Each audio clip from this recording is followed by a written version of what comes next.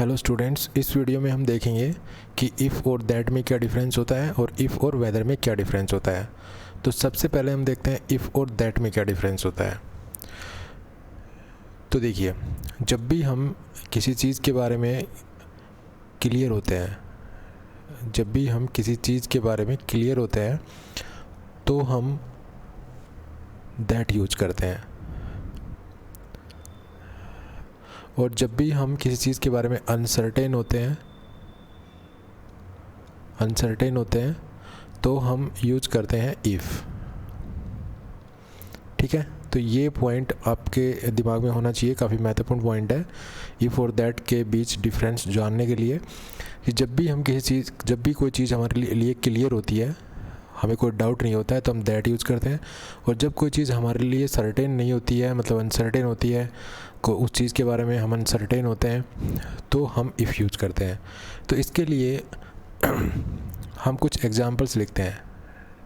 ठीक है, कुछ एग्जांपल्स लिखते हैं। उन एग्जांपल्स के माध्यम से मैं आपको बताऊंगा कि हम इन दोनों का यूज़ कैसे करते हैं और क्या इनमें डिफरेंस होता है।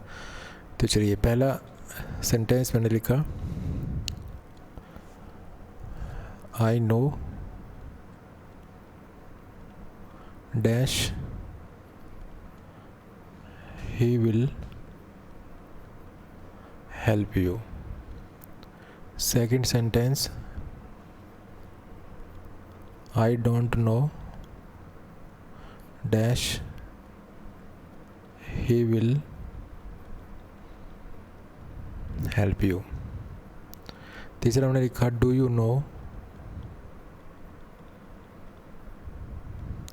dash he will help you। Fourth sentence है, I doubt dash he will help you। Fifth sentence है, I don't doubt dash he will help you। Sixth है, do you doubt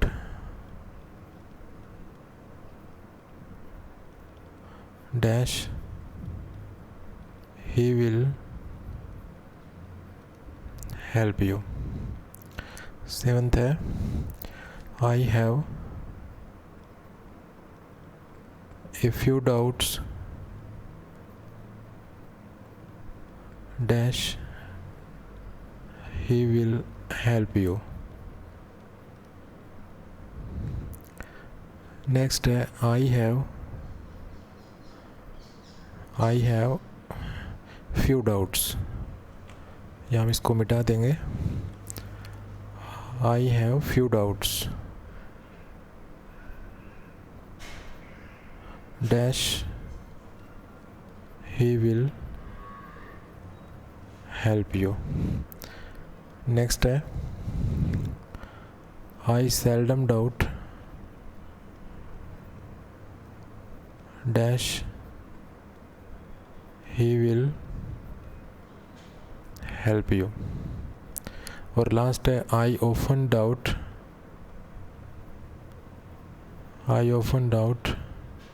dash he will help you।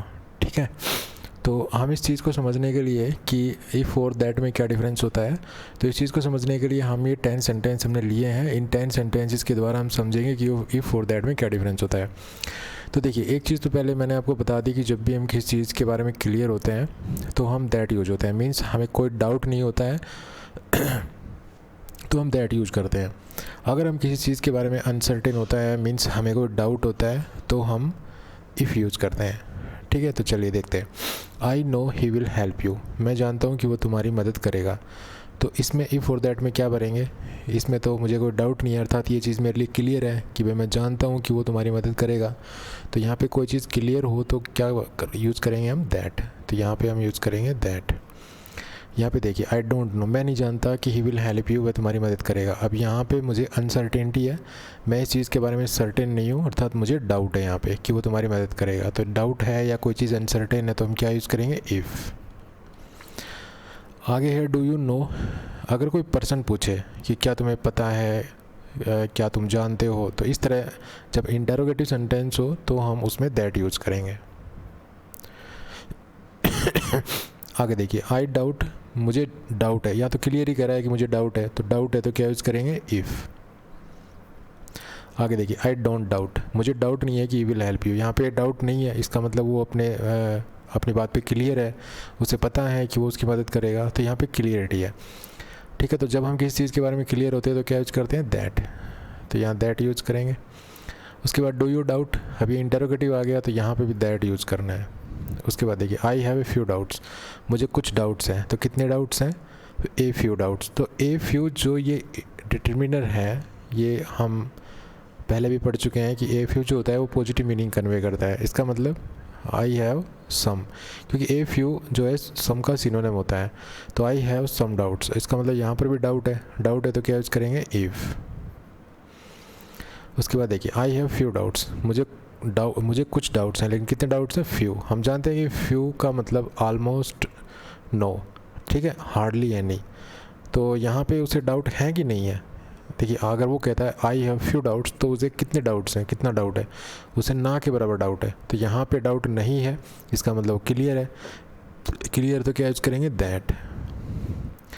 यहाँ पे देखिए आई seldom doubt, seldom का मतलब होता है ऑलमोस्ट नेवर, ठीक है, इसका मतलब ये कहना चाहता है कि मुझे ऑलमोस्ट नेवर कोई डाउट है, मतलब कभी भी डाउट नहीं करता मैं कि ही विल हेल्प यू।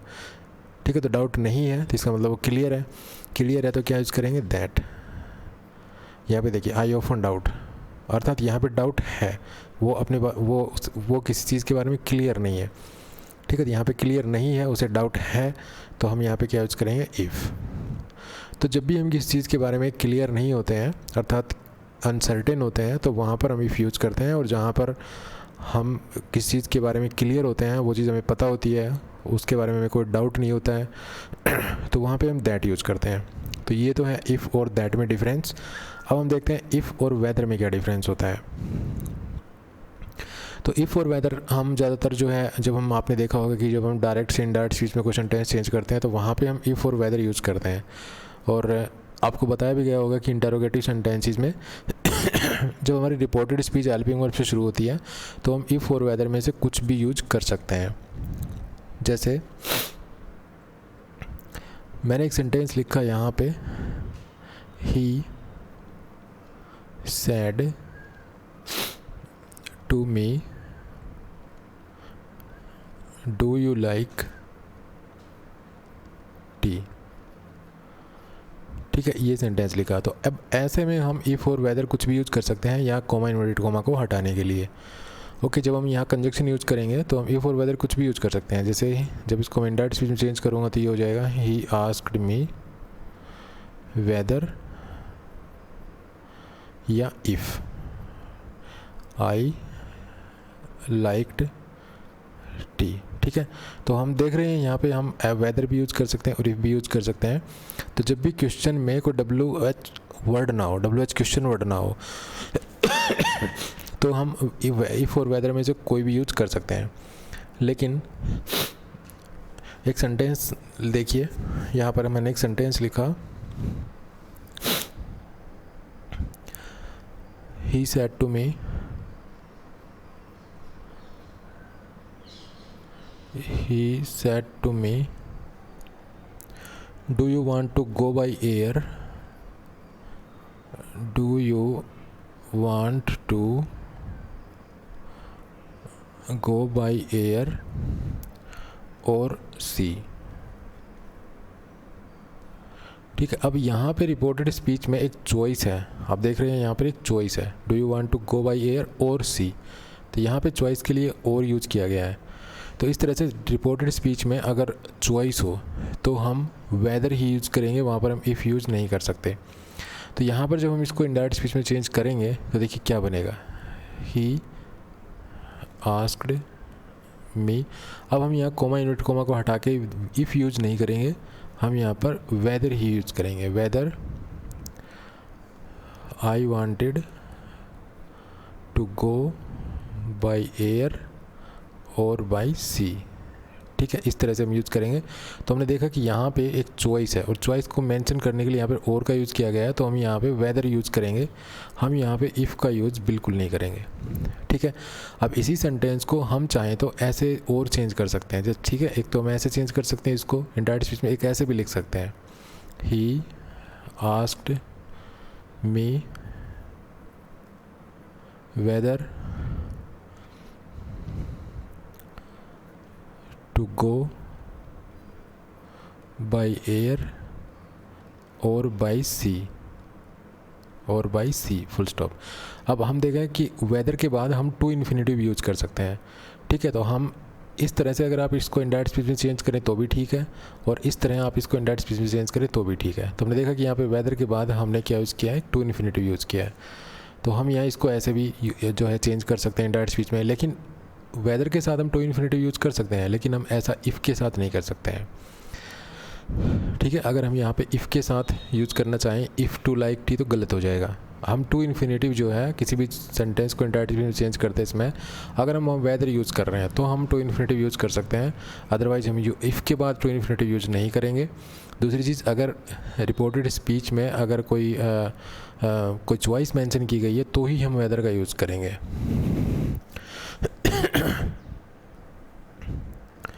उसके बाद एक और सेंटेंस देखिए,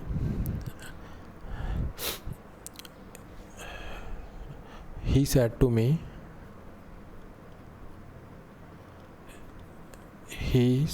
me, do you want a red shirt or not?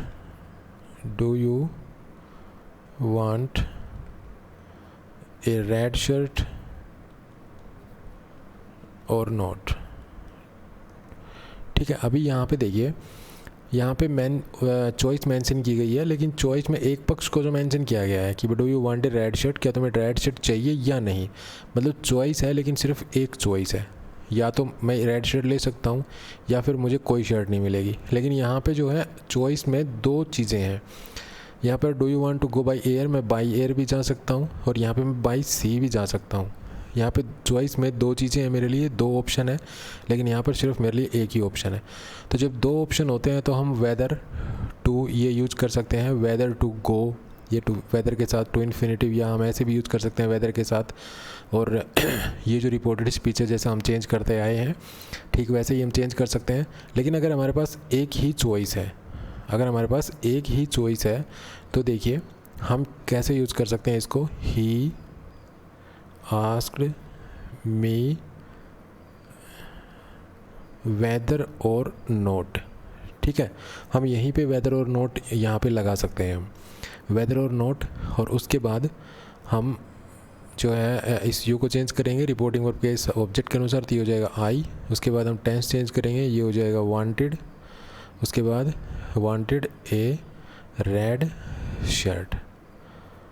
ठीक है, हम इसको ऐसे चेंज कर सकते हैं। हालांकि हम इसको वैसे भी चेंज कर सकते हैं, जैसे देखिए ही आस्क्ड मी, हम वेदर यूज़ करेंगे, इफ़ यूज़ नहीं करेंगे, ये ध्यान रखना है, क्योंकि यहाँ पे चॉइस है। तो वेदर आई, वेदर उस तरह से जैसे हम सीखते आए हैं अभी तक। तो weather I wanted A red shirt और नॉट, हम इस तरह से भी इसको चेंज कर सकते हैं। ठीक है, तो जब चॉइस अगर हमारे पास दो है, अब यहाँ पे तो चॉइस दो थी, देखिए मैं बाई एयर भी जा सकता हूँ, बाई सी भी जा सकता हूँ। तो यहाँ पे मैं या तो इसको जैसा कि हम सीखते आए हैं इंटरोगेटिव सेंटेंसेस को चेंज करना, वैसे हम चेंज कर सकते हैं, जैसे हमने ये किया है चेंज। ठीक है, वेदर लगाया, हम यहाँ पे इफ़ नहीं लगाएंगे, सिर्फ इफ़ की जगह हम वेदर यूज़ कर रहे हैं, बाकी वही इंटरोगेटिव सेंटेंस है, वैसे ही चेंज करना है सारा, प्रोनाउन वगैरह टेंस वगैरह वैसे ही चेंज करने हैं। या फिर हम इस तरह से वेदर के बाद टू इन्फिनेटिव लगा के भी इसको यूज़ कर सकते हैं। तो जब हम इफ़ की जगह वेदर यूज़ कर सकते हैं जहाँ पर, तो हम वेदर के साथ टू इन्फिनेटिव यूज़ कर सकते हैं, लेकिन हम इफ़ के साथ ही टू इन्फिनेटिव यूज़ नहीं कर सकते हैं। ठीक है, तो यहाँ पे चॉइस हमारे पास दो हैं, इसलिए हमने वेदर टू ये यूज़ कर सकते हैं। यहाँ पे वेदर और नॉट यूज़ नहीं कर सकते हैं हम, यहाँ पे हम वेदर और नॉट यूज़ नहीं कर सकते हैं। लेकिन यहाँ पे चॉइस तो है, लेकिन चॉइस में हमारे सामने सिर्फ ऑप्शन एक ही है कि मैं रेड शर्ट ये वो ले सकता हूँ, तो ठीक है, नहीं तो कुछ नहीं मिलेगा। तो यहाँ पे हम इसको जैसे नॉर्मल तरीके से हम यूज़ करते आ रहे हैं वैसे हम इसको चेंज कर सकते हैं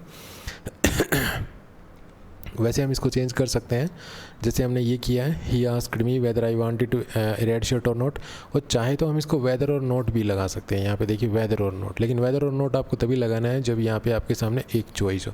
अगर चॉइस दो हैं तो हम वेदर और नोट यूज़ नहीं करेंगे, फिर हम अपना सिंपली या तो वेदर से नॉर्मली जनरल बनाते हैं वैसे बना लेंगे इसको, या फिर हम वेदर के साथ टू इन्फिनेटिव लगा के इसको बना सकते हैं। लेकिन वेदर और नोट तभी यूज़ करेंगे जब हमारे पास चॉइस में सिर्फ एक ऑप्शन हो, ठीक है। तो ये थे वेदर और नोट, इफ़ और वेदर में डिफरेंस। इफ़ और वेदर में हम इफ़ और वेदर को हम किस तरह से यूज करते हैं। तो इस वीडियो में इतना ही। अगर वीडियो अच्छा लगा तो प्लीज़ को लाइक कीजिए, शेयर कीजिए और चैनल को सब्सक्राइब करना ना भूलें। Thanks for watching this video. Happy learning. Bye bye.